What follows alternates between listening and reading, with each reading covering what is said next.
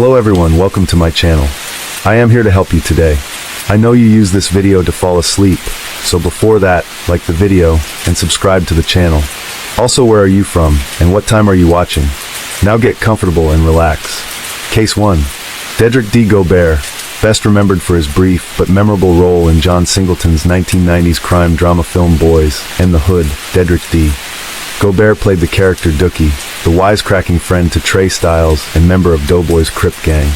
Although his role was small, his portrayal is notable for his sucking on an ever-present pacifier, something he is often cited as the originator of the pacifier trend that would become popular among teenagers and young adults during the early 1990s. Gobert began his brief acting career, which spanned over 4 years, by starring in several commercials but would later appear in 3 films, all of which were written and directed by John Singleton. Much like his on-screen co-star Lloyd Avery too, his life was senselessly cut short, and he died just days before turning 23. Gobert was killed in a fight over a weekend drag race, gunned down along with a friend during an argument with several Blood gang members in Mira Loma, California.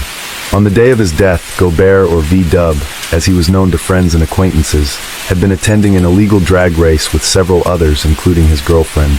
Newspaper articles at the time record that he died from a gang-related shooting. However, it is unknown if Gobert, an up-and-coming actor, had ever affiliated with gang members in the past.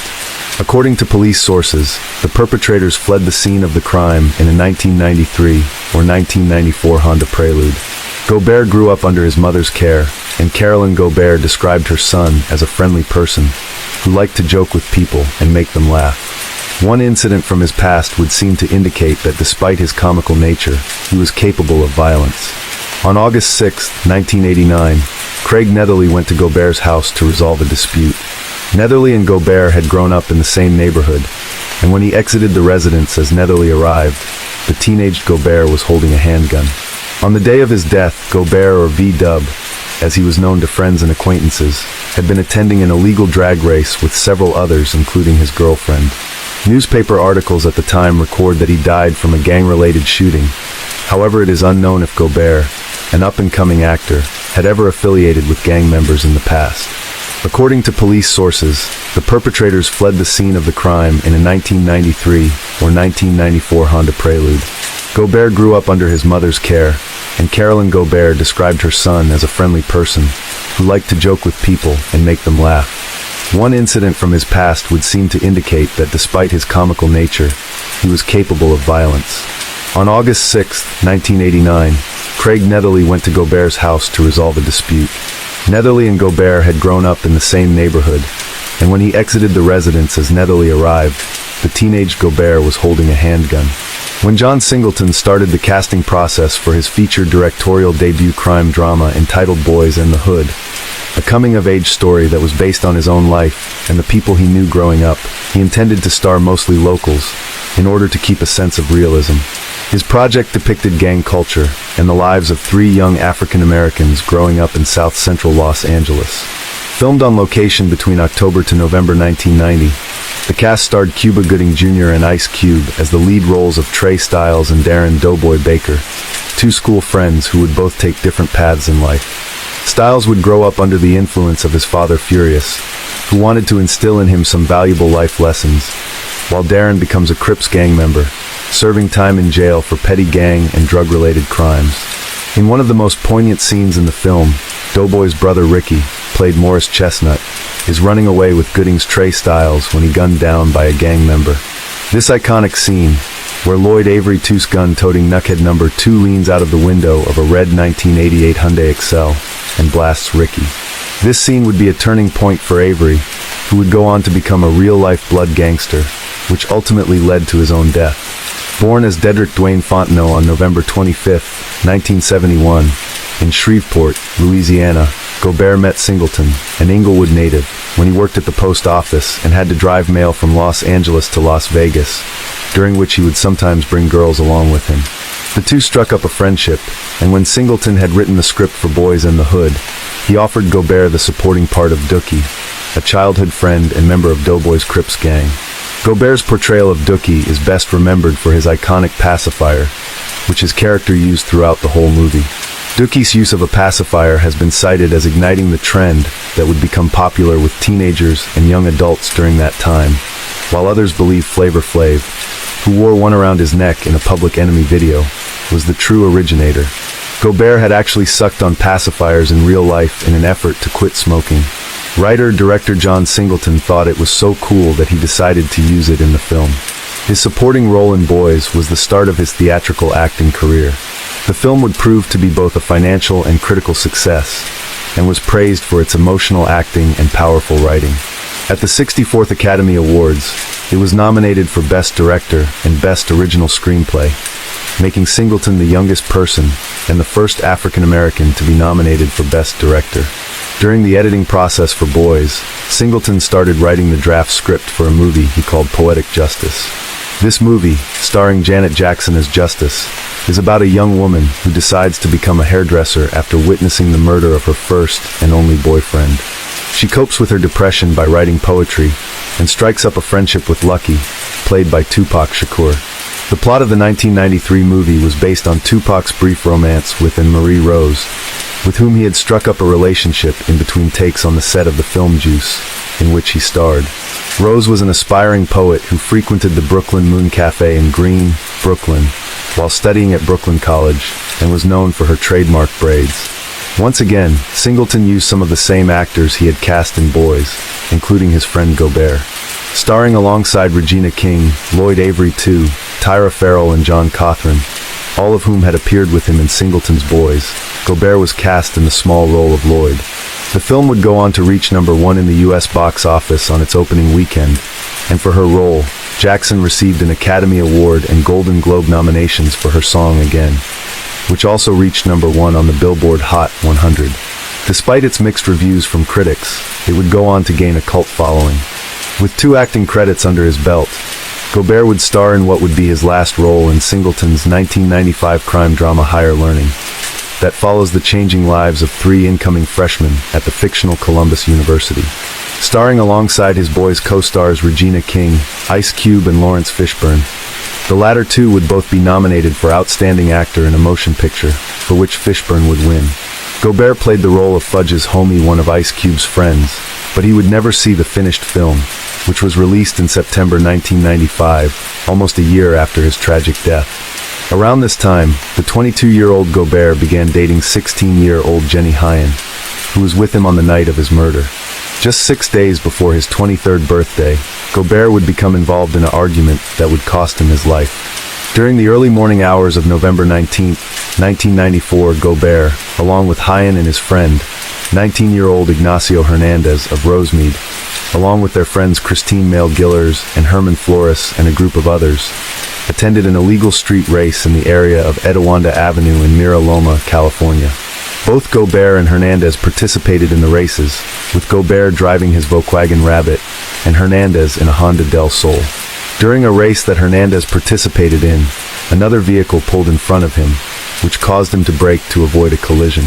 He then got out of his car and began arguing with the driver of the car that had cut him off. The 2 men started a physical fight, but then the other driver ran to a nearby group of about 10 people, who were also described as Latino, and they proceeded to surround Hernandez and started fighting him. When sirens started sounding, Hernandez and his friends, including Gobert, ran to their cars, drove to Etiwanda Avenue, and parked on the street in front of a pizza parlor. Hernandez drove with Hyen in his black Honda, while Gillers and Flores rode with Gobert. They became separated from their other friends and got out to see if they could see them. At this point, they saw the other Latino group, which had been fighting with Hernandez. This group approached and began yelling at Hernandez, and his group responded in kind. During this verbal argument, one member of the Latino gang pulled what was described as a silver chrome handgun and pointed it at Hyen.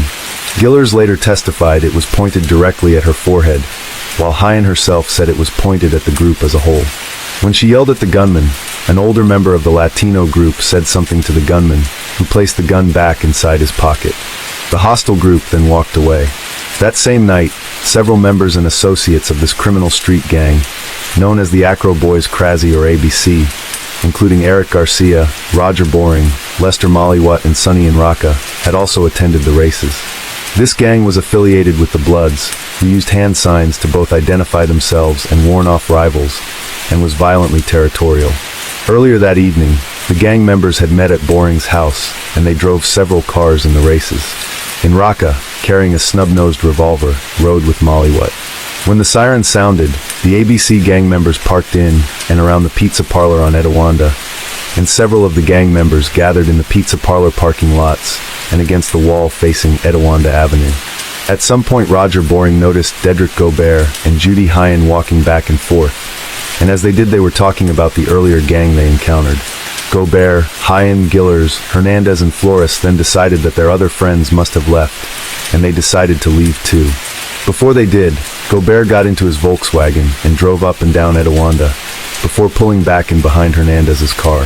Gillers later said that she believed Gobert was taking one last look around for their other friends before leaving. Boring also saw Gobert drive off in his car and return. He later described how Gobert slammed on his brakes when stopping in front of the ABC group. Molly-What testified that he saw Gobert circle the block in his car, and said he looked at the ABC group in what he believed was the wrong way. Gillers said she noticed the ABC gang members, that they were dressed in red, a blood gang color, and heard some of them say, "Blood, blood, blood," in their conversations while looking over at her group. She said she warned Gobert about this, but he approached the ABC gang members anyway. Gobert said to them, "What's up, cuz?" and "Fuck Bloods, fuck slobs," and claimed to be a Mafia Crips member. He also raised his arms and made a Crip gang hand sign.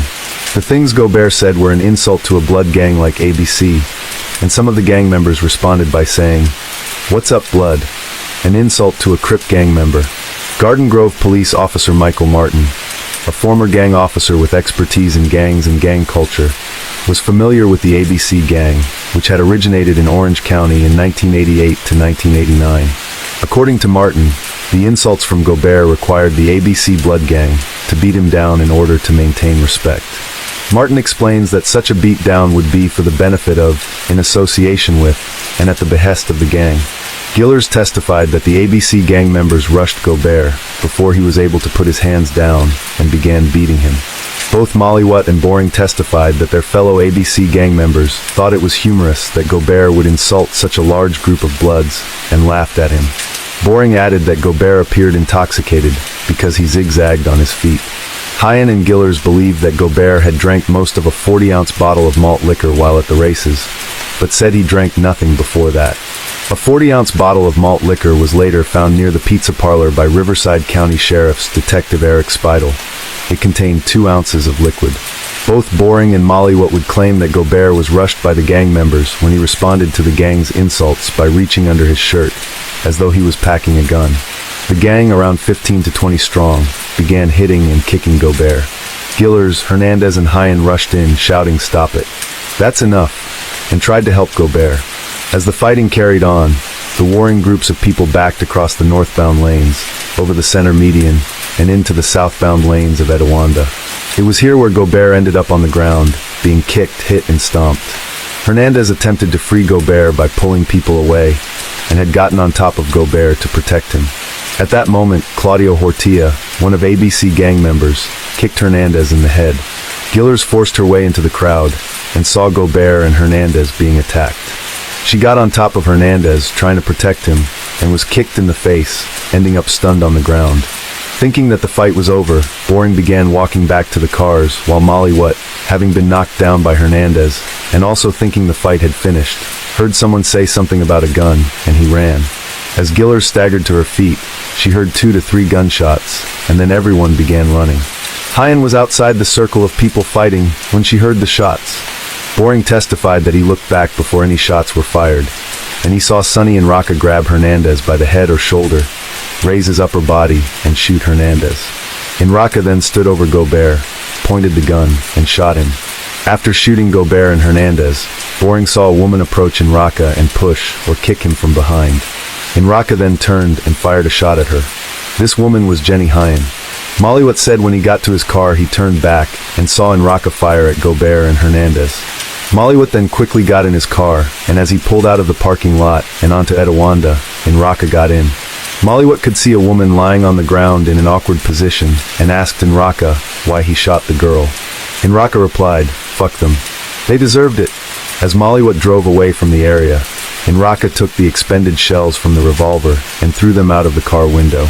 Eric Garcia, another of the ABC gang members, had stayed in the car he rode in and was listening to the radio, but got out when he was told about the fight.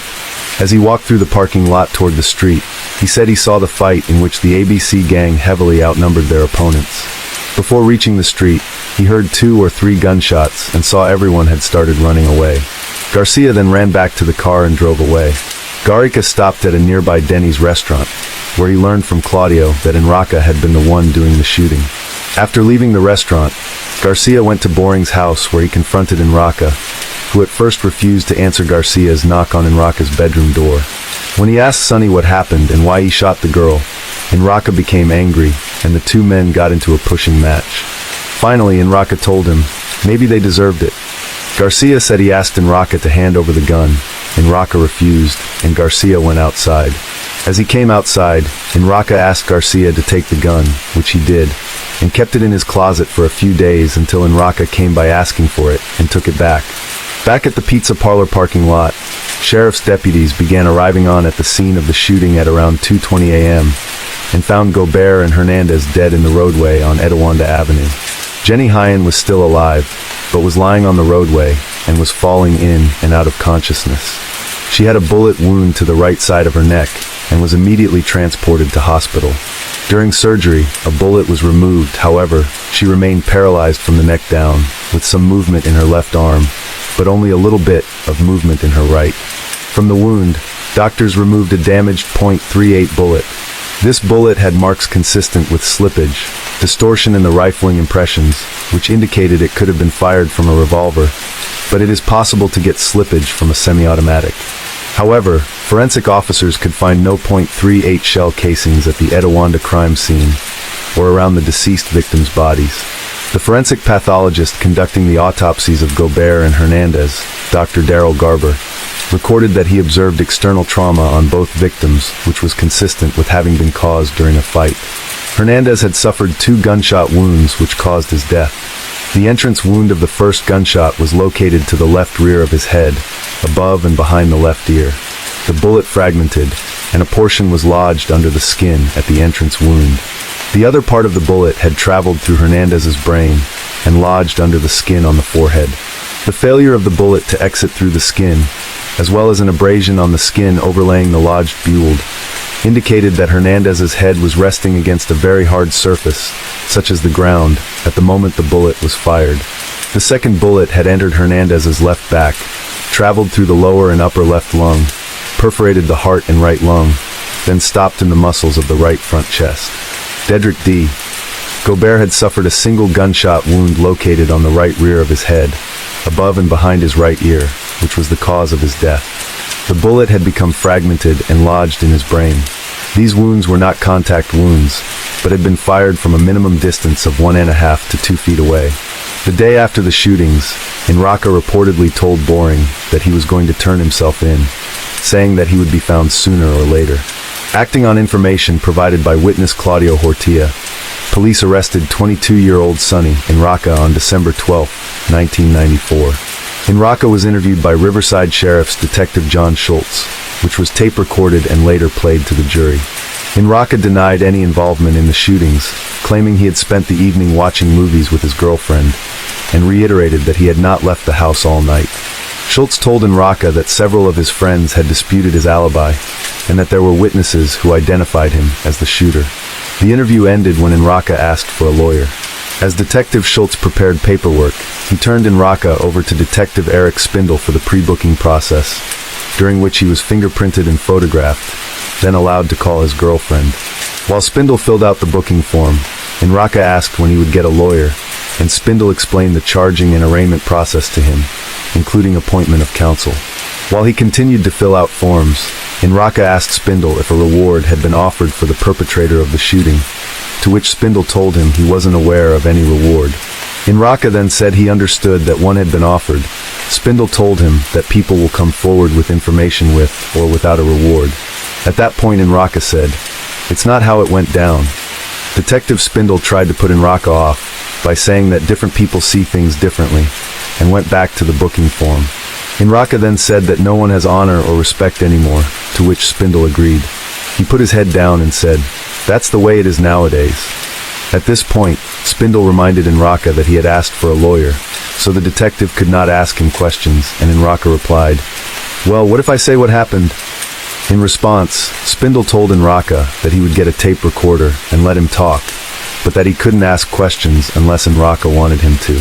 When asked if he wanted to make a statement on tape, Inraka said he did not want to implicate anyone but himself. When reminded again that Spindle could not ask questions unless he Inraka wanted him to, Inraka said he did. With that, Spindle obtained a tape recorder and recorded Inraka. He began by saying, "I did this," and went to say he did not want to involve anyone else.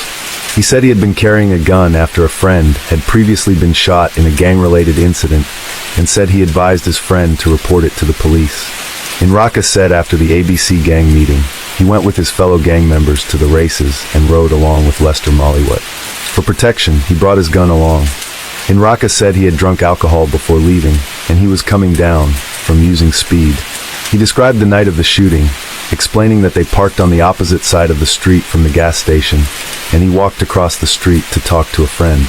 At that moment, he saw Dedrich D.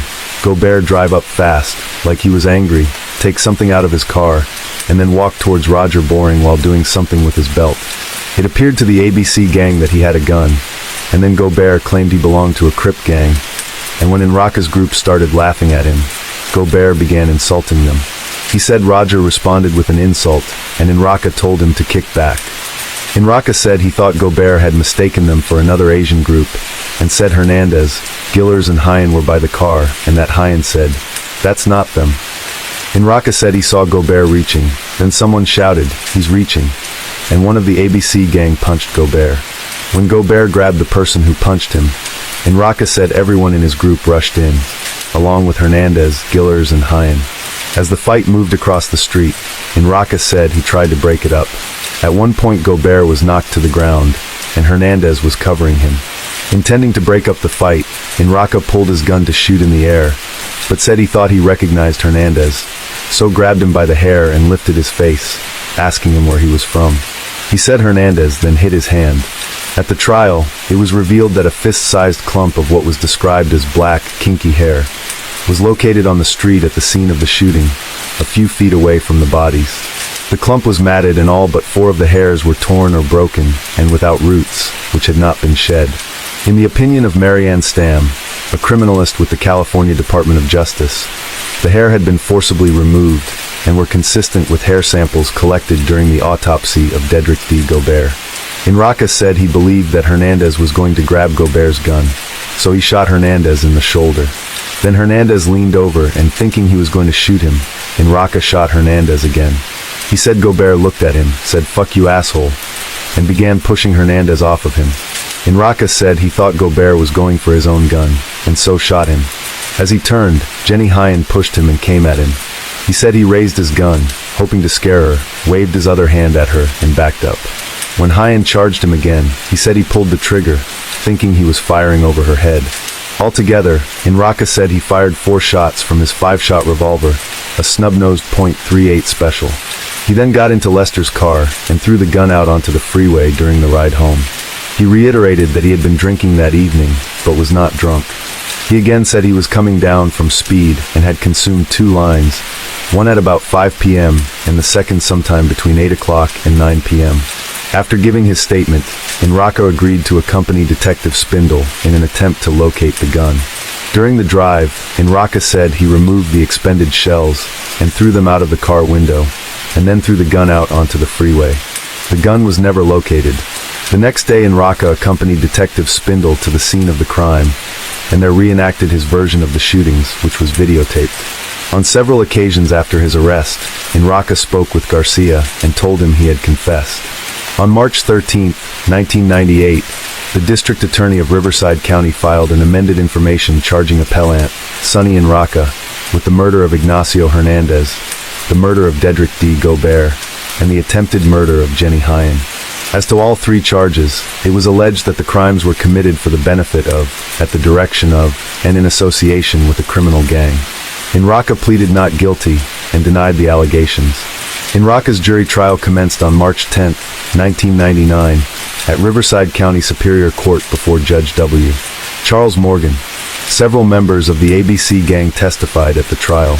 Derek Taguchi said that he was at Roger Boring's house the night of November 18, 1994, and used methamphetamine with Inraka.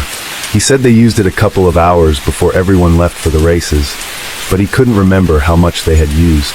Dr. James Rosenberg, a forensic psychiatrist specializing in psychopharmacology, with experience in treating methamphetamine-induced disorders, described methamphetamine as a strong stimulant with an 11-hour half-life that affects thinking, judgment, and impulse control. As well as the physical symptoms, he also described the mental symptoms as something akin to paranoid schizophrenia or the manic phase of manic depressive illness. He testified that Inraka's described actions were consistent with methamphetamine intoxication. The blood alcohol testing of autopsy blood samples from Dedrick D. Gobert and Ignacio Hernandez revealed blood alcohol levels of 0.16 and 0.14 respectively.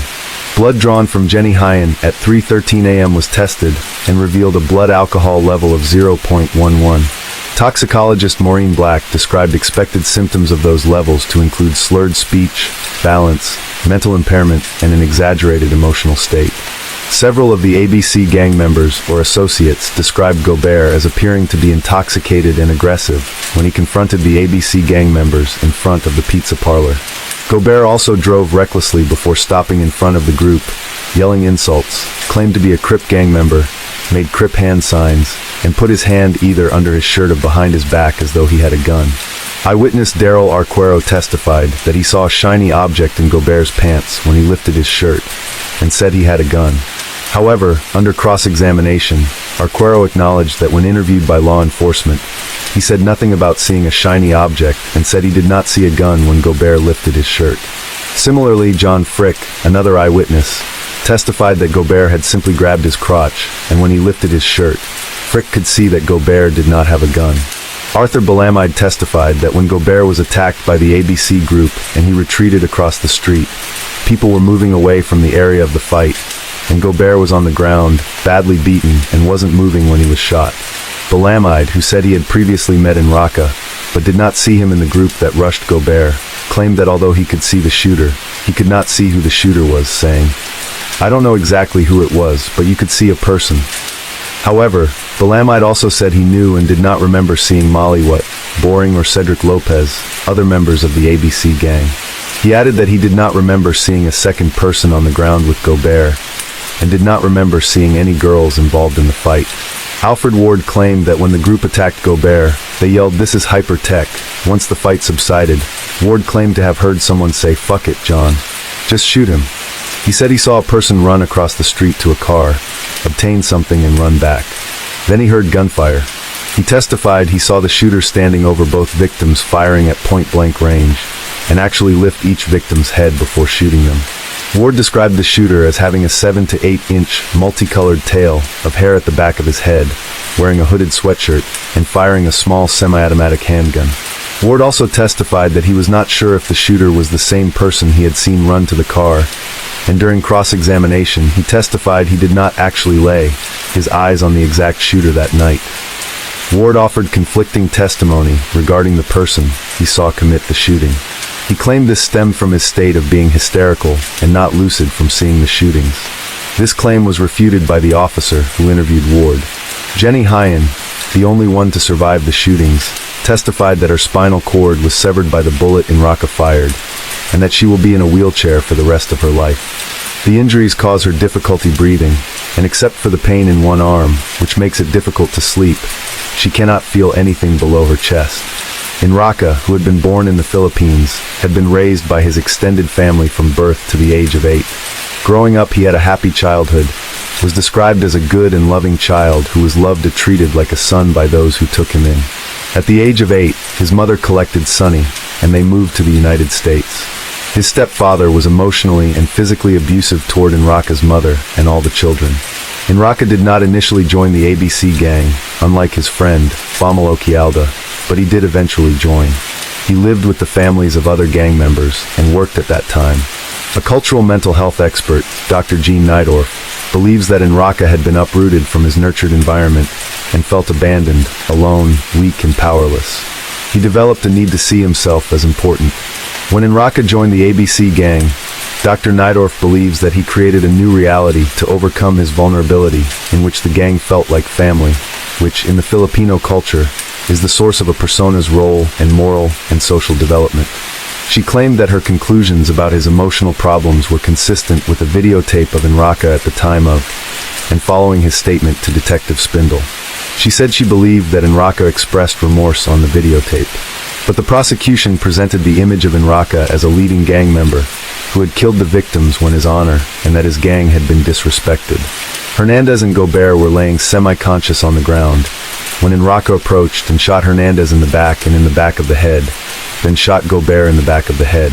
The prosecutor aptly characterized these killings as executions, not simply murders. The jury found Enraka guilty of both murder charges on May 5, 1999, setting the degree of the murders at first. He was found guilty of a multiple murder special circumstance finding and assault with a deadly weapon with intent to cause great bodily injury, a lesser included offense of the attempted murder charge.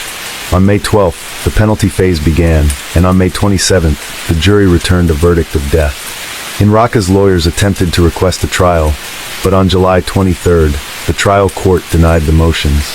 After 20 years on death row, Enraka received a reprieve from then-Governor Gavin Newsom, who signed a sweeping order in March 2019, putting an executive moratorium on California's death penalty, which granted the same reprieve to another 736 inmates on death row. The life and death of Dedrick D. Gobert mimicked that of another young actor whose life was taken before his full acting potential had been realized.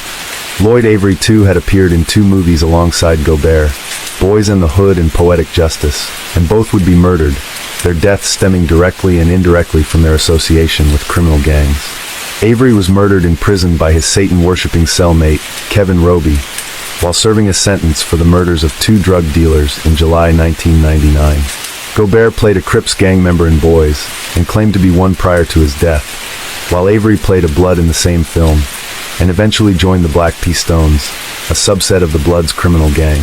In a case of art imitating life, these 2 young men embraced the gangster lifestyle, and it led to their deaths. Case 2. Who is Kevin Roby? On September 6, 2005, correctional officers at Pelican Bay State Prison entered one of the shared cells, and there found the body of 36-year-old Lloyd Avery II. The former Hollywood actor had been bludgeoned and strangled to death by the other occupant of the cell, Kevin Roby, who had performed what appeared to be acts of ritualistic worship with the dead body of his fellow cellmate. The murder of Avery occurred 2 days prior to the discovery of his body, and there were many unanswered questions about just how the prison guards had failed to notice or realize that a gruesome murder had been perpetrated by a dangerous criminal with a sickening criminal past. The motive for the crime is equally shocking, as it appeared to be an apparent ceremonial covenant carried out by a Satanist. Since December 1989, when the Pelican Bay State Prison was opened, there had been some 17 murders up to September 2005. In order to understand the 18 murder, which as fate would have it turned out to be the brutal death of actor Lloyd Avery II, it is necessary to look at the life and crimes of Kevin Roby, the man who committed a senseless murder that correctional officers failed to prevent. At the age of 23, Kevin Roby, an Air Force Academy dropout, was sentenced for the murder of a member of his own family. On January 31, 1987, detectives arrived at the home of Roby's mother, who lived at West 37th Street in Los Angeles. They were there to question Roby about his eyewitness testimony concerning the apparent abduction of his older sister, 25-year-old Velmalyn Hill. According to Roby, Hill had been kidnapped from their mother's home by 3 men dressed as Japanese ninja warriors. He could offer very little information about the men who carried off his sister, but detectives asked him if he would walk them through the kidnapping crime scene. As he did, the detectives found his sister's body covered with dog food in a large trash can. With suspicion cast on his version of events, Roby was arrested. It was found that Velmalyn Hill had died a particularly violent death. She had been raped twice, sodomized, and strangled. Charged with murder, Roby was convicted in May 1988 at a non-jury trial by Los Angeles Superior Court Judge Robert Altman, of 1 count each of murder, sodomy, and 2 counts of rape. He was also charged with raping another sister and received a sentence of life in prison without parole. When Pelican Bay opened in December 1989, Roby was sent to the Supermax facility, where he joined the other 40% of the inmate population who were serving life sentences for a range of violent crimes. At some point during his incarceration, Kevin Roby began taking an interest in Satanism. This interest eventually encapsulated his beliefs, and he replaced any previous religious ideas he might have had with a firm conviction in Satan. This new religion manifested itself to such an extent that Roby would refer to himself in correspondence as Satanic Christ. His time at Pelican Bay had been without incident. However, Roby was kept in a single cell to himself. In March 2001, a new prisoner arrived at Pelican Bay, one that would have a profound effect, albeit negatively, on the Kevin Roby. 31-year-old Lloyd Avery, too, had been sentenced to life in prison on 2 counts of first-degree murder. The former actor, who had starred in the hugely successful 1991 movie Boys and the Hood, in which he had played the member of a Bloods gang responsible for an on-screen murder. Off-screen, however, Avery had begun to associate with real-life Bloods gangsters, and soon his film career had taken second place to his newfound gang lifestyle that imitated his film roles that earned him some measure of short-lived success. Police suspect he had already committed several drive-by shootings involving rival gang members. On July 1, 1999, Avery committed a double murder. According to police reports, at around 4 p.m., Avery approached Annette Lewis and Percy Branch, both of whom were sitting under a tree near Santa Barbara Plaza. An argument ensued, allegedly over a drug debt, and Avery pulled out a .45 caliber pistol, firing it at Lewis before turning the gun on Branch, shooting him in the stomach. Later that day, Lewis died, but the mortally wounded Branch survived for another 3 weeks before finally succumbing to complications from his wounds. After this, Avery brazenly decided he wouldn't go into hiding. He even filmed 2 movies, Lockdown in 2000 and Shot in 2001, in which he played the gangster G-Ride, as well as serving as a technical advisor for director Roger Roth. He pursued his film career right up until his arrest on December 8, 1999, while at his grandmother's house near Beverly Hills. At his trial in December 2000, Avery was found guilty and sentenced to life imprisonment. Despite his gang affiliation as a committed Blood, a different Avery emerged in prison, that of a devout Christian who the other inmates nicknamed Baby Jesus. Avery found salvation in Dennis Clark's congregation in L.A. County Jail, who had first noticed Avery in the front row during one of his services.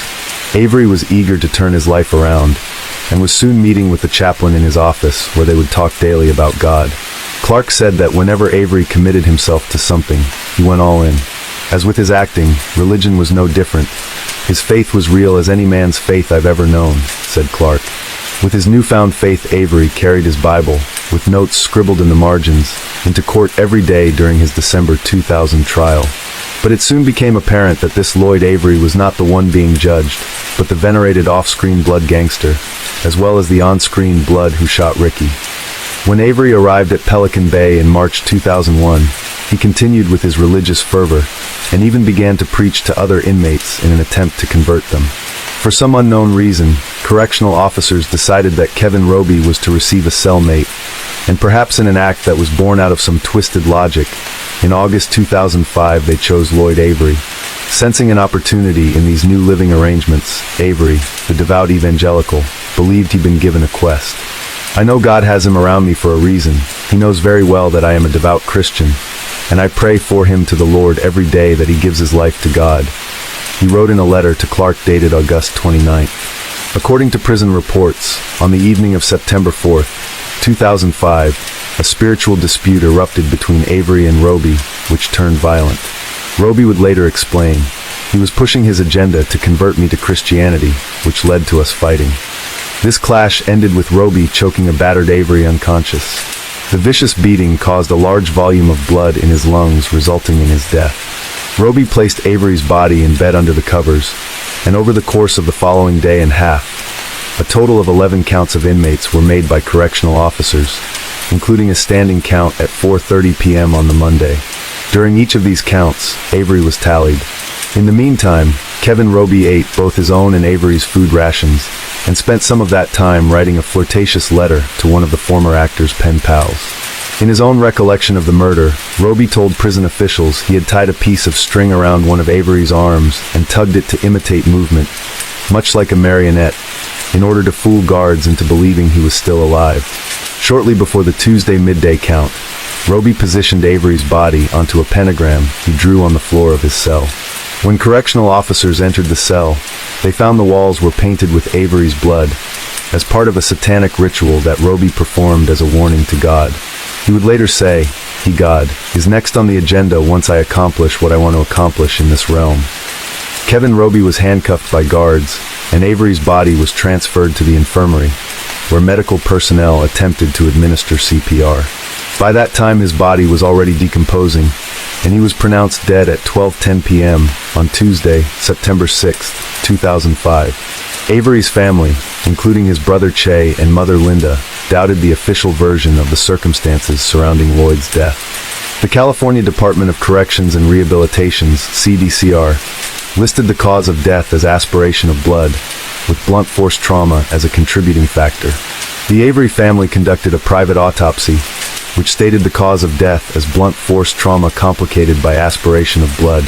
It also made mention of the injury to Avery's skull, describing the 1.5-inch abrasion on his temple as suggestive of either a blow due to a flat surface such as a carpenter's hammer or impact on a similar type surface. The mention of a carpenter's hammer led to some, including the Avery family, to believe that it was possible Roby didn't act alone. However, the blunt force trauma from such a weapon would be similar to the type of wounds caused by Roby banging Avery's head on the stainless steel sink in their cell. A later CDCR investigation found no evidence that correctional officers played any part in the death of Lloyd Avery II. Hoping that a trial would provide more answers, the family urged local authorities to file charges against Roby. The Del Notre County District Attorney refused, citing the fact that Roby had both confessed to the crimes and was not eligible for the death penalty. The family appealed to the state attorney general, who were inclined to agree with the local DA's decision. A wrongful death lawsuit was considered, but the civil rights movement NAACP and Johnny Cochran's law firm decided to pass on representing the Avery family. Around this time, the CDCR conducted 2 investigations under the supervision of the California Inspector General Office's Bureau of Independent Review, one into the circumstances of Avery's death, and the other on the conduct of the correctional officers. The report was released in early 2007 and found that the correctional officers failed to follow basic procedures and guidelines, such as removing Avery's body before photographing the crime scene, and most importantly, for failing to notice he had been dead in his cell for 38 hours before his discovery. Following an appeal, 5 officers found guilty of misconduct received disciplinary actions ranging from a 5% pay cut for upwards of 45 days to a 10% pay cut for a 6-month period. When Linda Avery, mother of Lloyd, heard about the officers' punishment, she said, "So they just got a little tap on the hand. Crazy." When contacted in November 2020, the correctional officer who found Avery's body refused to comment, saying, "I have nothing to say about it, man. I'm retired. It's no longer a part of my life." Another correctional officer who had knowledge of the incident and who asked to remain anonymous said that miscounts are not uncommon. "These prisoners are assholes," he said in 2007. "These aren't nice people, so you're trying to get your count done, and there is one person who refuses to stand. Are you going to count him?" he asks. "We like a quiet day. We cherish a quiet day. I know all these officers involved in this case. They didn't do this on purpose. Was it lazy? Sure. Do they have absolute regret? Yes. To me, if there is any mystery here, it's why was Roby taken from a single cell status to being in a double? Who cleared it? Prison officials don't clear it. That's management." That same year, 2007, Pelican Bay administration officials declined to answer questions concerning the matter, citing third-party confidentiality and other individual privacy concerns. Kevin Roby remains incarcerated and continues to sign his letters Satanic Christ, believing himself, in his own words, to be the prophesized killer of God and the rightful ruler of this universe. In letters, he has described how it was necessary to perform 2 rituals over his body in order to fulfill some satanic prophecy. He claims he is not a devil worshipper, but insists he is the Christ of darkness. Roby announced his plans to release a book in September 2020, which he called The Satanic Christ, The Living Word of Darkness, which would contain 66 chapters in 6 sections, with a page count of 999 pages. However, it is unlikely that such a book would find a publisher due to his imprisonment. It appears the passage of time has not diminished Kevin Roby's own faith in his satanic beliefs. On August 11, 2024, an incident occurred at the California Institution for Men, CIM, where inmate Kevin Roby was being held. Located in the city of Chino, San Bernardino County, CIM, which is often referred to as Chino, or Chino Men's, as the locals call the prison, is a male-only facility that holds dangerous inmates such as Roby. At around 3:30 p.m., officers observed Roby exiting his housing unit, wearing only his underwear and no shoes. He reportedly ignored officers' orders to stop and continued to make his way towards the yard. According to the California Department of Corrections and Rehabilitation, CDCR, Roby was seen on the yard where he yelled he would kill anyone left on the yard and pulled out an inmate-manufactured weapon in a sheath from his boxers. Officers responded immediately, initiating a code I, forming a skirmish line. In retaliation upon seeing this, Roby charged towards the officers, and staff were forced to use physical force, as well as chemical agents to restrain Roby and stop the attack. The report said Roby used the inmate-manufactured weapon to stab an officer on the side of his head. The wounded officer was transported to a medical facility where he was treated for lacerations and effects of the pepper spray used to subdue Roby before being released. As a result of the unprovoked attack, Roby was placed on restricted housing status, with plans to be transferred to another institution. Case 3. A suave and debonair fashionista, Cesare Bonventre, was also a ruthless and dangerous criminal responsible for as many as 20 mob slayings. As a capo regime and made man, he was an influential member of the Bonanno crime family, one of the 5 families of the New York City Cosa Nostra. Hailing from Sicily, Cesare Bonventre arrived in America during the 1960s and became a bodyguard to then Bonanno family boss Carmine Galante. In order to gain further power, he betrayed Galante and was rewarded by the new family leadership. But his days were numbered. Bonventre was becoming too powerful and wealthy, and he soon earned the enmity of Joseph Massino. The Bonanno underboss would orchestrate a purge of all rivals within the family, and Bonventre's disappearance in April 1984 was believed to be the end result of this internal power struggle between different factions of the family. It would take almost 20 years for the Bonventre family to get justice for his death. At around midday on July 12, 1979, 5 men sat down to lunch on an open patio at Joe and Mary's Italian-American restaurant at 205 Knickerbocker Avenue in Bushwick, Brooklyn. Amongst them was the acting boss of the Bonanno crime family, Carmine Galante. He was dining with Leonard Coppola, a Bonanno capo, and restaurant owner/cousin Giuseppe Turano, a Bonanno soldier. Galante's Sicilian bodyguards, Baldassare Amato and Cesare Bonventre, were also present. Unusually, the 2 men were wearing leather jackets, despite the fact that it was a hot summer's day. At 2:45 p.m., 3 men wearing ski masks entered the restaurant, walked onto the patio, and opened fire with shotguns and handguns. Galante, Turano, and Coppola were killed instantly, while Amato and Bonventre were left unharmed.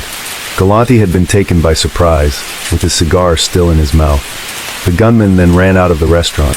The hit had been organized by the Mafia Commission, who had sanctioned Galante's murder and arranged for Bonventre and Baldo to betray him. A week after the Galante murders, Bonventre was arrested by federal agents, but he was soon released and was never charged with the crime. As the unofficial underboss of the Bonanno family Sicilians, Cesare Bonventre held significant influence within the family, and with Galante's death he would go on to become a powerful capo or made man. Born on January 1, 1951, Cesare Bonventre grew up in Castellammare del Golfo, Sicily, and as a young man he was invited to move to New York. It was during the 1960s that the American Mafia began to import young men from Sicily to the United States to work as drug traffickers and hitmen. These Sicilians were known among their American cousin as Zips, due to their fast speech. As a member of the Sicilian faction of the Bonanno family, Bonventre worked as a bodyguard for the unofficial boss Carmine Galante. Several members of his family were involved with organized crime, including his uncle John Bonventre, a former Bonanno underboss, and his cousins Baldassare Baldo, Amato, and the first family boss Joseph Bonanno. The lean and handsome Bonventre was known as the Tall Guy, because he stood close to 6 feet 7 inches tall. He was often seen with his shirt unbuttoned with a gold crucifix hanging from his neck. Bonventre was described by one author as having something about him that made him stand out from the other ethnic Italians. He wore stylish clothing, aviator sunglasses, and carried European-made man purses that embodied Italian couture, and frequented clubs such as the Toyland Social Club and the Knickerbocker Avenue area with other Sicilian mobsters.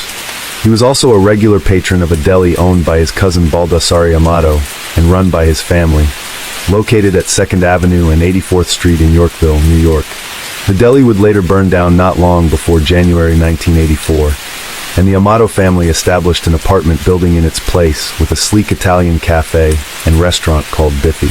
In 1979, shortly before the assassination of Carmine Galante, Cesare and his cousin Baldassare were arrested for carrying illegal firearms in their car after being stopped by police at the Green Acres Mall in Valley Stream, New York. Galante had an intense rivalry with Carlo Gambino and had ordered the deaths of at least 8 members of the Gambino family in order to take over a massive drug trafficking operation. Galante, who had seized control of the family in 1976, had also angered members of his own family for his refusal to share the proceeds from these lucrative narcotics deals. His death was ordered by the official Bonanno boss Philip Rusty Rostelli, who relayed the order to Joseph Massino, a loyal soldier, who passed the request on the Mafia Commission, the controlling board of mafia leaders who sanctioned the hit. Such was the power of the Sicilian faction of the family. Rostelli was required to get approval from the Zips for the murder to go ahead. After the Galante killing, Philip Rusty, Rostelli became boss of the family once again, despite being incarcerated at the time, while Joseph Massino became underboss. For his part in the Galante murder, Bonventre was promoted from soldier to capo and joined Salvatore Catalano's Brooklyn crew. At the age of 28, Bonventre became the youngest capo in Bonanno family history, and soon became involved in the importation and drug trafficking of heroin from Sicily into New York pizza parlors, known as the Pizza Connection. Whenever he was questioned by law enforcement, Cesare would identify himself as a pizza man from Brooklyn. Although Rostelli was the head of the Bonanno family, it was believed by many that Massino was the real power behind the throne, and he began vying for control over the family with Dominic Sonny Black Napolitano, another Rostelli loyalist capo. Both Massino and Napolitano would eventually join forces against a bigger threat from another faction led by Alphonse Sonny Red Indelicato. When Massino got word that the Indelicato crew were attempting to take over the family, he decided to act. The 3 capos, Indelicato, Philip Giacone and Dominic Trinchera, were invited to a meeting at a Brooklyn social club on May 5, 1981. But the meeting was a trap, and inside waiting for them was 4 gunmen, including Salvatore Vitali and Bonanno-affiliated Montreal boss Vito Rizzuto, who was hiding in a closet ready to ambush them. When the 3 men arrived along with Frank Lino, they were shot to death. Lino escaped unscathed by running out the door. Massino had consolidated his power and prevented another faction from assuming control of the family. Cesare Bonventre had originally supported the planned coup, but switched sides and joined the Rostelli/Massino faction. It is strongly believed that if Bonventre and the Zips had stayed loyal to Indelicato, he would have probably taken over the Bonanno family. The ascension of the Rostelli and Massino leadership resulted in a period of discontent and rivalry within the Bonanno family. As a result, Rostelli and Massino started purging their opponents in the family. This situation was made worse by the Donnie Brasco situation, which led to many Bonanno members being marked for death. Massino had failed to kill Indelicato's son, who vowed revenge for his father's murder. Napolitano assigned Bonanno family associate Donnie Brasco, who he hoped to make a made man, to kill Indelicato. Brasco, however, was in fact an undercover FBI agent named Joseph Pistone, and shortly after the hit was ordered, his assignment was ended and Napolitano was informed of the FBI's infiltration. Massino ordered the deaths of anyone associated with the induction of Brasco into the family. There was a large fallout from the Brasco affair, and by March 1982, Massino was tipped off that the FBI were closing in on him, and he chose to go on the run. In April 1983, Rostelli was paroled, and he and Massino put out a contract on Cesare Bonventre. While still a fugitive, Massino summoned Vitali, Luis Atanasio, and James Tartaglione to his hideout and gave them the order for the hit. Despite Rostelli's position as the official head of the Bonanno family, Massino was considered by most mobsters to be the family's street boss and field commander in all but name. as well as Rostelli's heir apparent. Vitali would later claim that Massino had ordered Bonventra's murder because the Sicilian capo had given him no support when he was in hiding. With Bonventra's Sicilian pedigree, increasing wealth, and fearsome reputation, he posed an increasing threat to Massino's leadership. With his control of the Sicilians, the meanest killers in the family, Bonventra held an important position within the family and was himself capable of outbursts of sadistic violence, being suspected of over 20 murders. Massino warned his fellow conspirators, "He's a very sharp guy. You have to be careful." In April 1984, Bonventra was called to a meeting with Rostelli at a glue factory in Wallington, New Jersey. He was picked up by Vitali and Atanasio and driven to a garage. On the way, Atanasio shot Bonventra twice in the head, but to their surprise he was still alive and began grabbing the steering wheel and trying to crash the car, forcing the two hitmen to fight him off. As Vitali steered into the garage, Bonventra crawled out of the car, and Luis Atanasio killed him on the garage floor with 2 more shots. The task of disposing of Bonventra's corpse was handed to Gabriel and Fanny, who promised Vitali that Bonventra's remains would disappear forever. His body was hacked to pieces and dumped into 3 55-gallon glue drums, which were then moved by the killers to the 4th-floor offices of a trading company in Garfield, New Jersey. Shortly after his death, Bonventra's widow gave birth to their only son.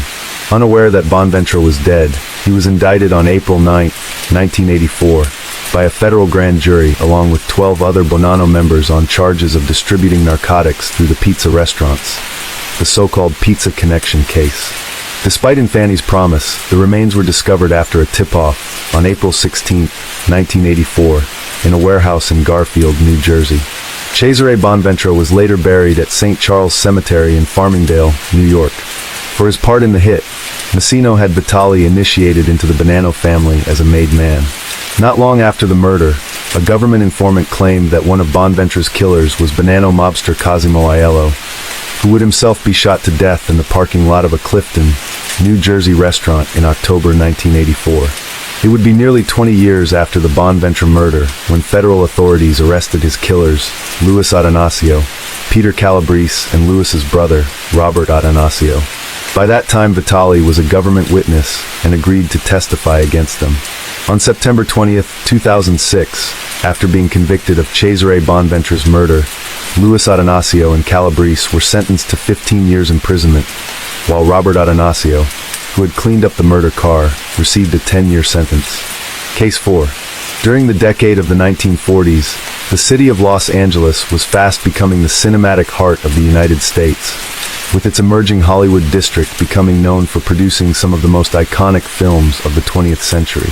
Yet behind the glamorous era of the handsome leading men and beautiful movie starlets, there existed the dark and dangerous underbelly of this sinful city. Iconic locales such as Sunset Strip, Hollywood Boulevard, as well as other neighborhoods and regions in Los Angeles were fast becoming known for the decadent vice of celebrity scandal and police corruption, gambling and prostitution, as well as organized crime and infamous slayings, all of which would contribute to City of Angels becoming known as the City of Sin. With a cast of characters worthy of a Hollywood film noir crime thriller, some of the most sensational and still unsolved murders were committed on the streets of the largest city in California. Tales of murder, mayhem, political corruption, and celebrity scandal were rife in Los Angeles during the 1940s. News reporters of that period had the habit of naming particularly lurid crimes with a headline-grabbing title, such as the 1944 shooting death of a young waitress, which became known as the Red Ribbon Murder, or the brutal red lipstick murder of an aviatrix in 1947. One of the most ghastly and infamous murders in the history of Los Angeles is that of Elizabeth Short, which became known as the Black Dahlia Murder, and would forever become a symbol of the darker side of the city.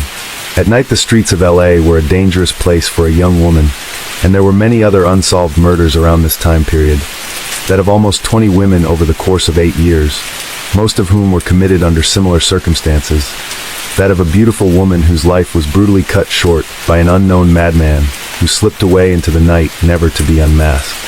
Arriving in LA to visit her sister Latona and her husband, Oswald Lanin, 42-year-old Aura Mae Murray had traveled on June 22, 1943, from Camp McCain in Mississippi, where her sergeant husband was stationed while she worked at the PX. About 5 days into her visit, the women decided to dancing at a dance hall. These establishments were prevalent all over the world during World War II, and were considered a morale booster for both soldiers and the civilian population. The large dance halls usually had an orchestra, while smaller ones consisted of a three-piece band, and the atmosphere of music and dancing were a celebration to raise the spirits during the war.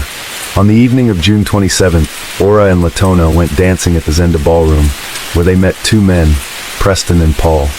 They were invited to take a ride in Paul's flashy blue convertible coupe. However, Preston decided not to join them. The trio stopped by Latona's house so they could pick up her husband, but he begged off, and so Latona stayed with him. It would be the last time she saw her sister alive. He was soon identified as 26-year-old Roger Lewis, aka Lewis Gardner, who also used the name Grant Terry. He was a swindler who at that time was serving a sentence at Leavenworth for fraud and impersonating a federal officer. He was arraigned for trial over the murder of Ora Murray, which ended in a mistrial. At the onset of the retrial, which was scheduled for December 19, 1944, the charges were dropped at the request of Deputy District Attorney John Barnes. He was however found guilty of grand theft, swindling from his erstwhile fiancée, and was sentenced to between 1 to 10 years at San Quentin. No other suspects were arrested in connection with the murder of Ora Murray, and her murder remains unsolved. As police investigated further, they came across a date-book diary in the bedroom containing the names of servicemen. One particular soldier was thought to have been infatuated with Bauerdorf. He was described as swarthy, and allegedly cut in on Bauerdorf during nearly every dance on the night of her death. This man eventually came forward and was identified as Corporal Cosmo Volpe, who was soon eliminated as a suspect after his alibi checked out. June Ziegler was with Bauerdorf at the canteen on the night prior to the murder, and she mentioned that Bauerdorf dated a serviceman less than a month before her murder. This man was 6'4" and a friend of another serviceman, whose name was frequently mentioned in the diary. According to Ziegler, Bauerdorf remarked that the tall soldier was very much taken with her. However, she did not return his interest and quit going out with him. The soldier was sought for questioning by officers. No one was ever charged with her murder, and the case remains unsolved. Ruth Frances Spaulding was found at her home on 1206 West 2nd Street, having swallowed sleeping tablets in what appeared to be a suicide attempt on May 9, 1945. Transported to Georgia Street Receiving Hospital, the city's main trauma hospital, she died 2 hours later. It was determined by doctors she had died by ingestion of a lethal dose of barbiturates. Her death was investigated by the Los Angeles County coroner, who determined the cause to be suicide. At the time of her death, 27-year-old Spaulding worked as a secretary for Dr. George Hodel, who operated his own medical practice and was head of the county's Social Hygiene Bureau. Shortly after Spaulding's death, Dr. Hodel traveled to China, where he worked with the United Nations Relief and Rehabilitation Administration. In October 1949, Dr. Hodel came under police scrutiny when he was accused of molesting and impregnating his 14-year-old daughter, Tamar Hodel, after which she was given a back-alley abortion. 3 witnesses came forward, 2 of whom admitted to participating in the sex acts. At the widely publicized trial, 2 of the witnesses testified, but the third recanted her earlier testimony and refused to take the stand. Some believed that Hodel had threatened to woman into silence. This resulted in Hodel's acquittal of the sexual assault charges in December 1949, and many believed his daughter had made up the abuse allegations for attention. It was this molestation case that first brought Hodel to the attention of the LAPD detectives investigating the Black Dahlia murder of Elizabeth Short in January 1947. Because of the nature of the crime and the belief that a doctor was involved, Hodel was now considered a potential suspect. He was also interviewed as a suspect in the June 1949 murder of Louise Springer, known as the Green Twig murder. However, no charges were ever brought against him for a lack of evidence linking him to the crime. The LAPD placed him under surveillance from February 18, 1950 to March 27, 1950, by installing 2 microphones in his private Hollywood residence on Franklin Avenue, which were monitored by up to 18 detectives. It was the intention of the surveillance squad to see if Hodel made any insinuating comments about his involvement in the Elizabeth Short's murder. Most of the transcript involves dull conversation, but does include Hodel having sex, talking about money problems, and berating his secretary. On the February 19, 1950, something sinister was recorded. 8:25 p.m., woman screamed. Woman screamed again. It should be noted the woman was not heard before the screams. Later that same day, Hodel was overheard talking to a confidant. Realized there was nothing I could do. Put a pillow over her head and cover her with a blanket. Get a taxi. Expired at 12:59. They thought there was something fishy. Anyways, now they may have figured it out. Killed her. On Wednesday, July 10, 1946, Kenneth Landon, a service station operator, reported his wife as a missing person at the 77th Street Police Station. 36-year-old Gertrude Evelyn Landon had disappeared from her home at 9635 South Hoover Street in South Los Angeles, and initially police suspected the involvement of Mr. Landon as a possible suspect. On Sunday, July 15, 1946, 33-year-old Wilmington shipyard worker Theodore P. Walther was looking through junk at a dump site that was part of the giant gravel pit that recently had become the Chandler Palos Verdes Sand and Gravel Company.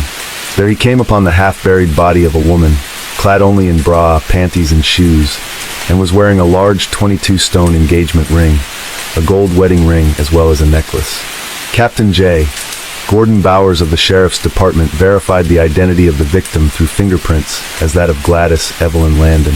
Considering the circumstances of the crime, police soon ruled out Kenneth Landon as a suspect in the case. There were many unusual aspects to the murder of Gladys Landon. Her car, a 1933 four-door Plymouth sedan, was missing, and apart from what little she was wearing, there were no other clothes found nearby, indicating that she had been killed somewhere else and driven to the gravel pit. Police ruled out robbery as a motive owing to the presence of the jewelry.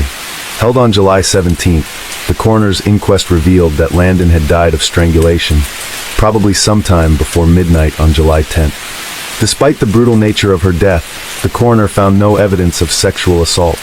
Her car would turn up on July 18th, having been abandoned at the corner of Menlo Street and Slauson Avenue, south of Exposition Park in South Los Angeles. Police never found any further evidence in the case. Her killer was never caught, and Mrs. Landon's murder was never solved. Over the years, many have suspected that Landon's killer might have been the same person responsible for the brutal death of Elizabeth Short, and that a vicious serial killer was stalking women on the streets of LA. The murder of Elizabeth Short is perhaps one of the most enduring and infamous crimes in Los Angeles history, with numerous suspects put forward as the possible killer. Many books and films have been made with the intention of explaining the unsolved crime. Dr. George Hodel has been proposed as a leading prime suspect, owing to his own checkered criminal history, and the fact that he is a suspect in other murders of young women around the same time, some of which is suspected of being connected to the Black Dahlia case. In the months leading up to her murder, Short was herself investigating the series of murders in Illinois, known as the Lipstick Murders. It has been suggested that she was close to exposing the real murderer in those crimes, which were attributed to a young man named William Aarons, and that she was killed to prevent her from exposing the truth. But this is just one of many theories for her ghastly death. On February 27, 1947, 41-year-old Terry Tate of 123 North San Pedro Street was arrested on suspicion of the murder of his wife, Mary. She had been found strangled with one of her own stockings in her room at 107 Weller Street, described as a rooming house or hotel. At the inquest, the manager of the rooming house, Asachi Ujiri, testified that he last saw the victim on the Saturday night of January 18th, in the company of an unidentified white male. She was found the following Sunday morning by Ujiri, beaten and strangled.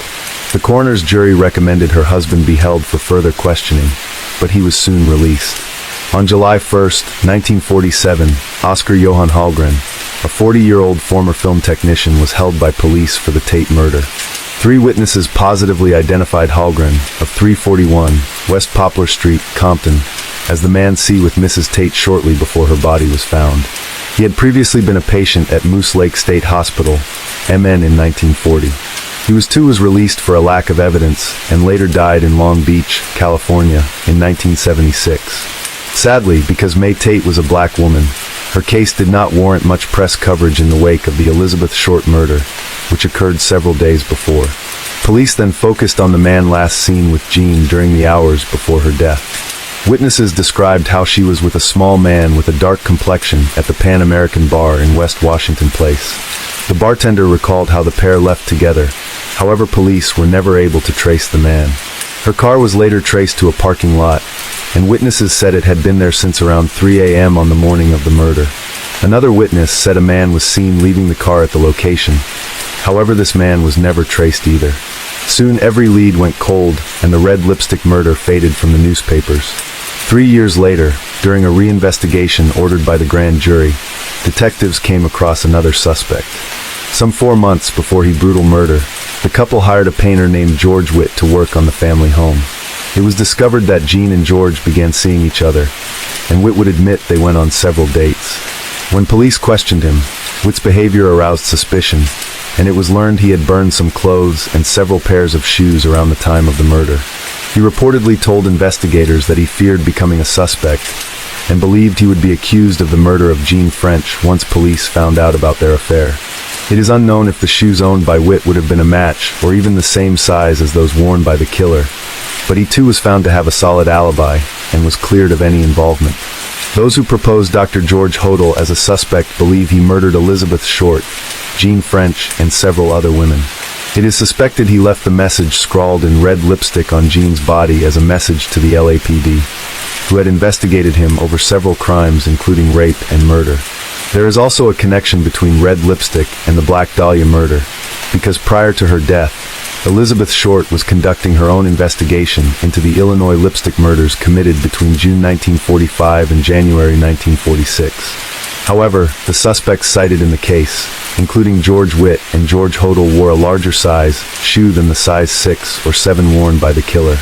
The case remains unsolved.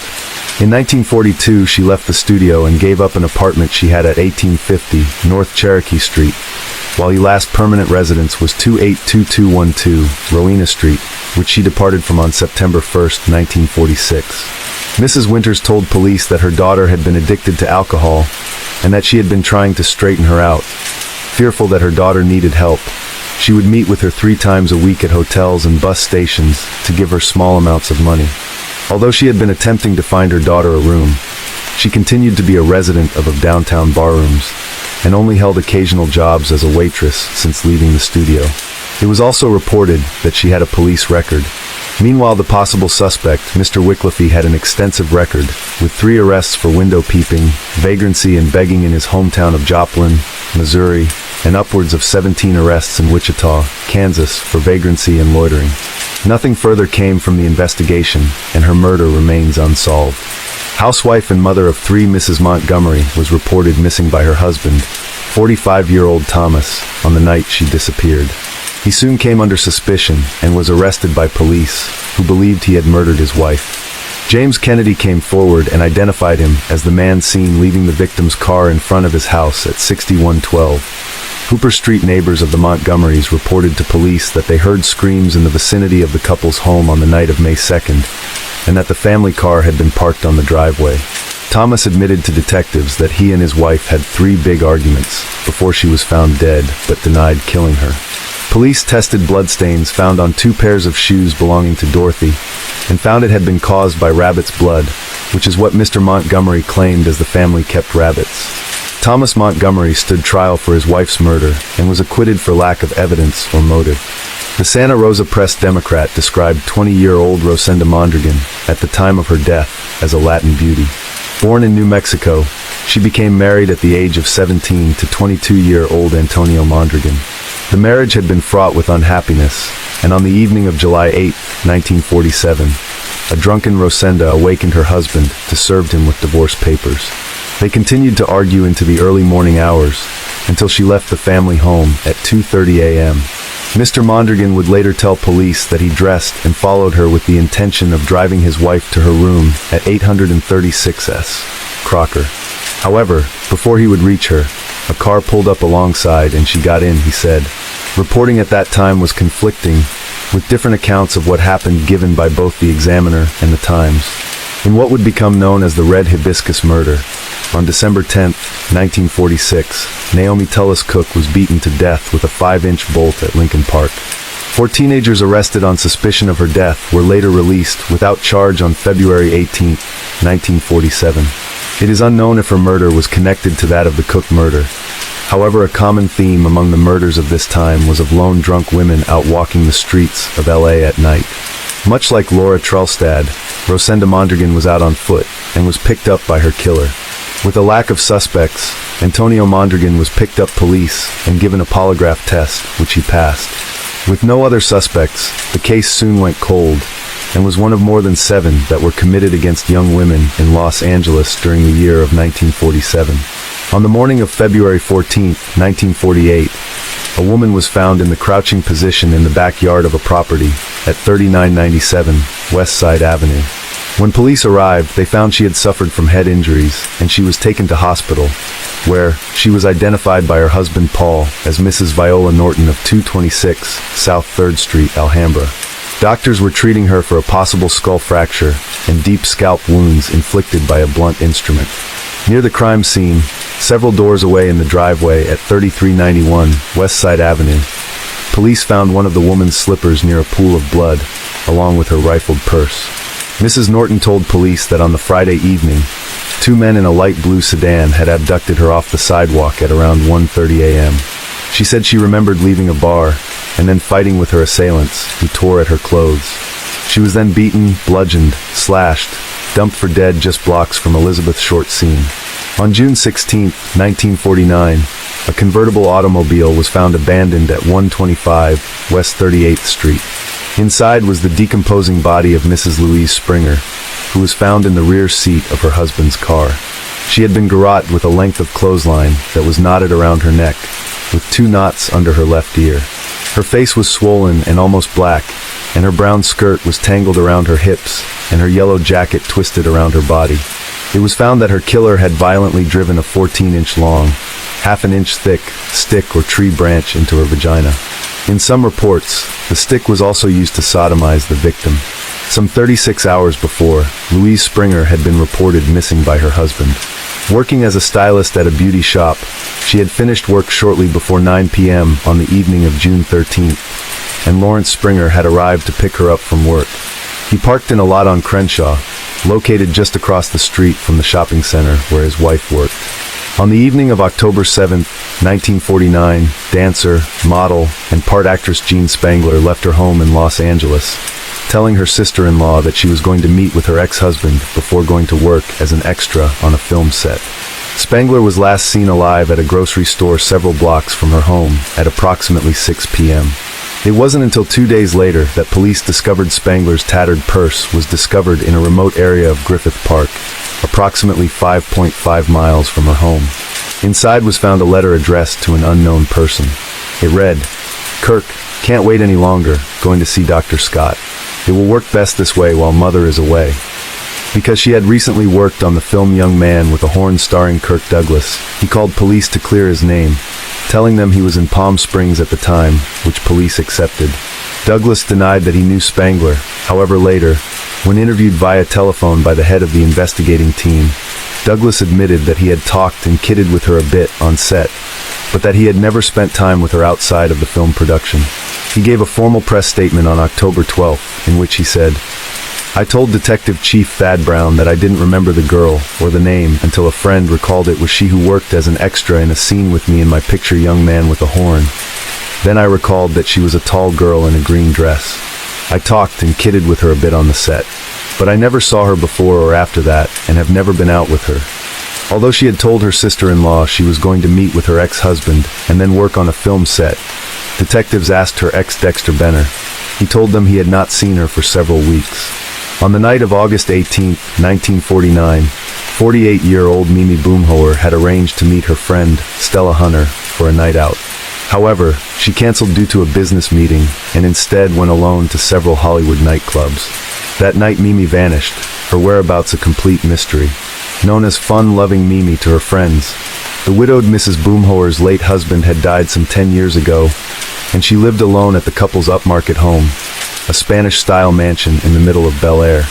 With her money dwindling, she began to pawn items to keep up the facade of the previous life she enjoyed with her husband, Novice E. Blumhauer, a linoleum magnate and big game hunter, wealthy and a social gadabout, who always made sure his wife wore large diamonds on her fingers.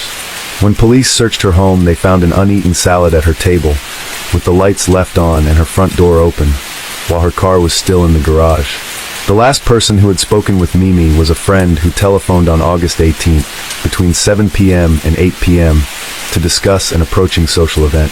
Case 5. On an early winter morning, just 4 days after Christmas Day, a local butcher's apprentice discovered a horrific sight at the back of Mellor Street in Bradford, England. There, the body of a young boy was found in an almost indescribable condition.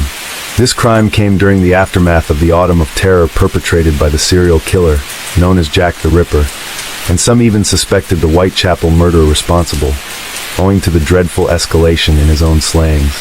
Although the crimes of the Ripper were gruesome in their savagery, they paled in comparison to the horrendous mutilations inflicted on 7-year-old John Gill in December 1888, which would be the culmination in a year of bloodshed and horror that shocked Victorian society.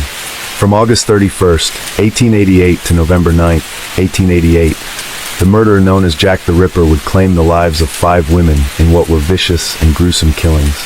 With a sense of heightened fear among the residents of the East End, and no prostitute safe from the blade of this unseen maniac, the police were powerless to stop the Ripper. With each murder, the mutilations grew steadily more depraved and culminated in the dissection of the last victim, Mary Kelly. By early December 1888, the killer had all but stopped his murderous spree and vanished, never to be seen or heard from again.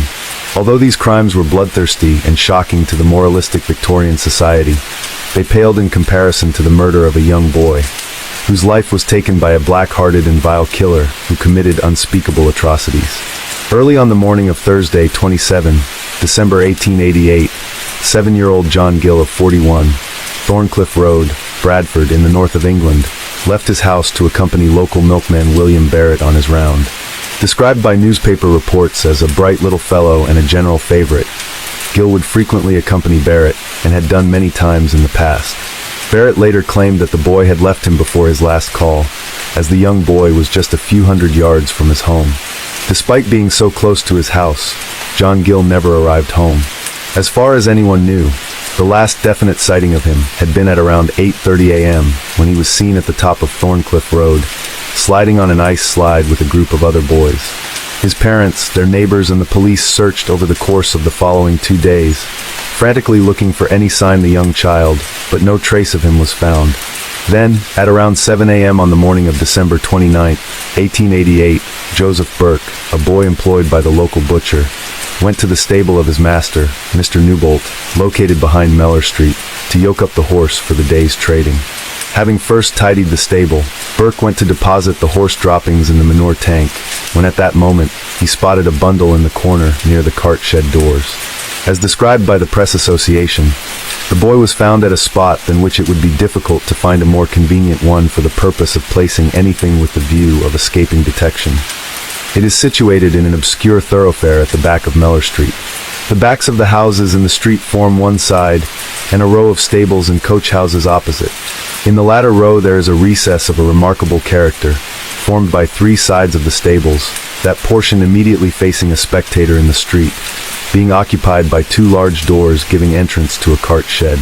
Just at the left there is a receptacle for manure, and there is a space between the head of this place and the wall, and here the body was found.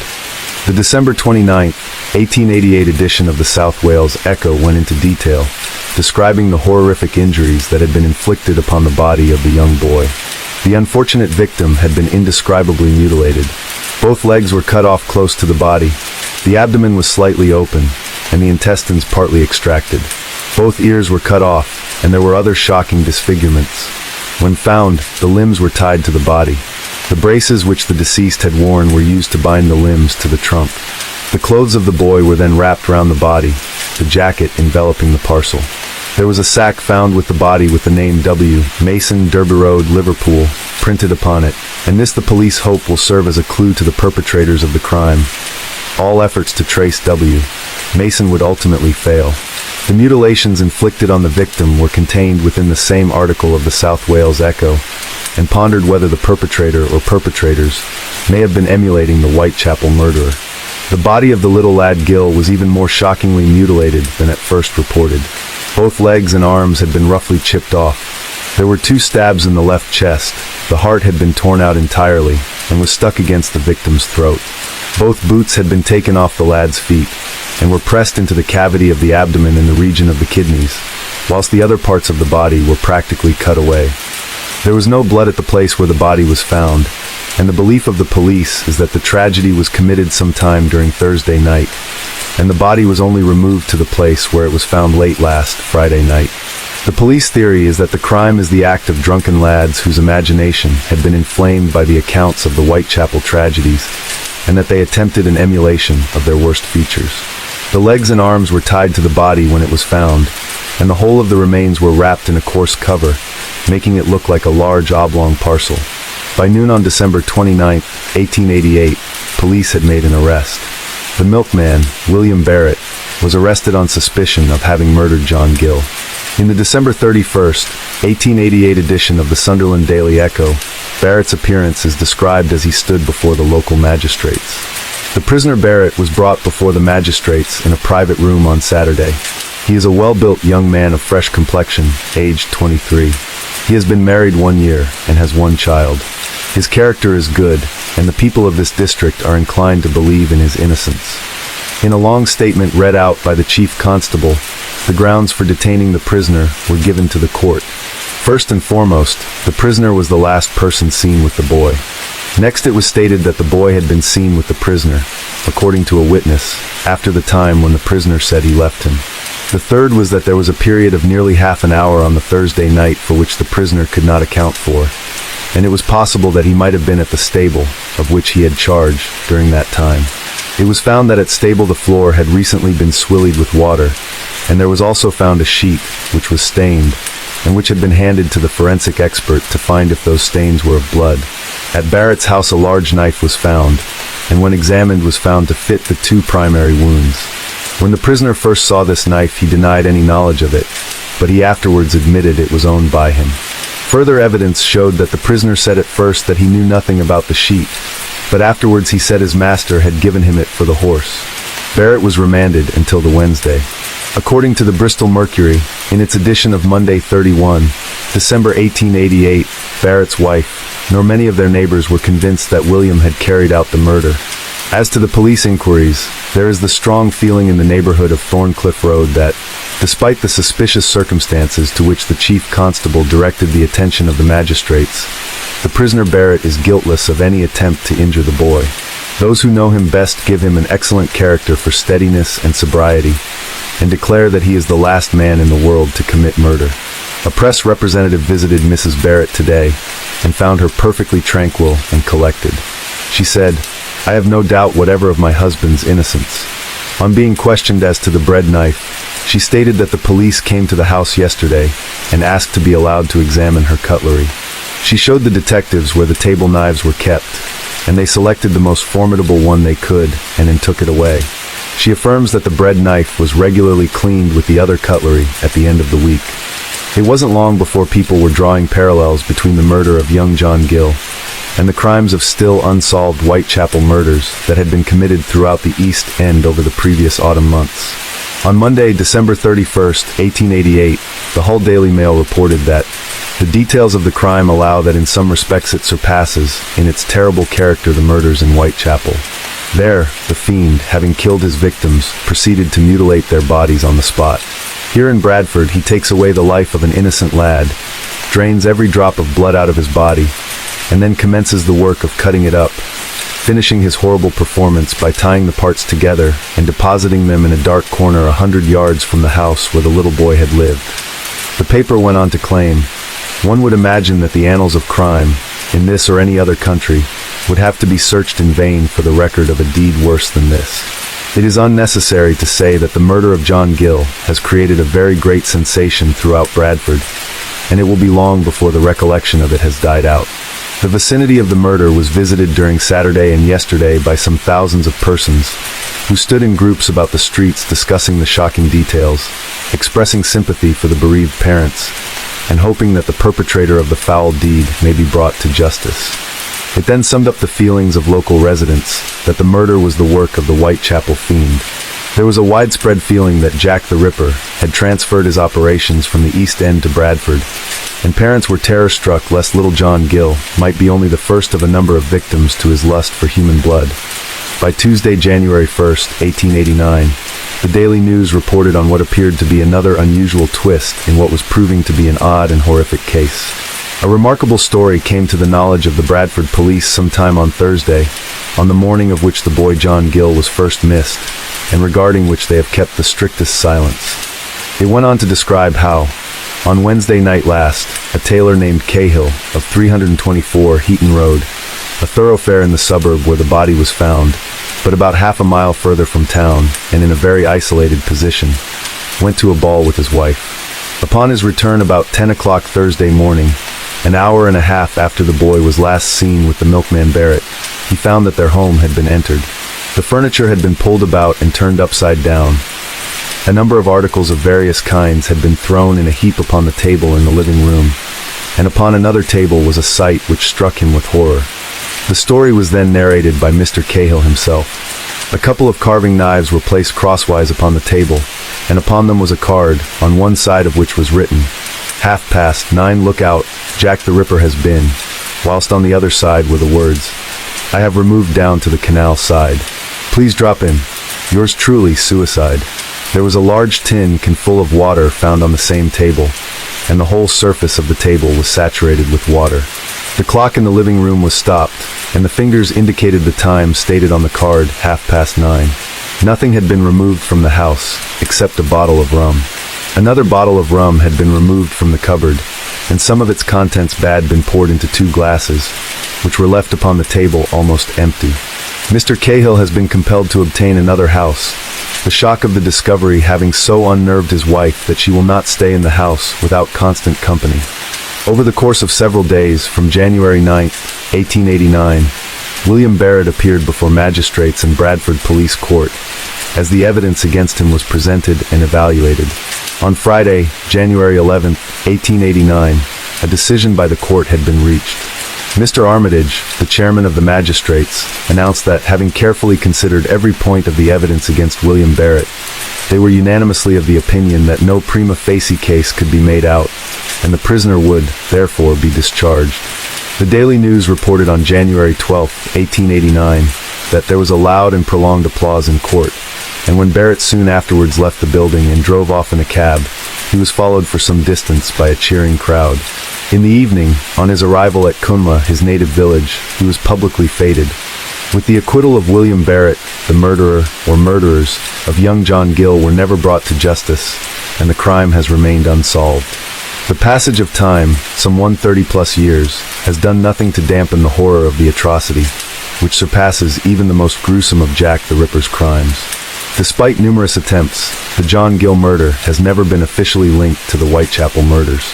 Patricia Cornwall, for example, has claimed that the crime is the work of her prime suspect, Walter Sickert, but the most likely outcome is that it was not connected to the crimes of Saucy Jack. For the little boy who met such a horrible and sad end, there is little hope that justice will be served for either him or his ancestors. Case 6. With the release of Robert Graysmith's 1986 book Zodiac, the public became aware of 2 potential suspects who had been investigated as part of the hunt for the mysterious serial killer. The names of these suspects, Robert Hall Starr and Donald Jeff Andrews, were however pseudonyms, used to protect the identity of these innocent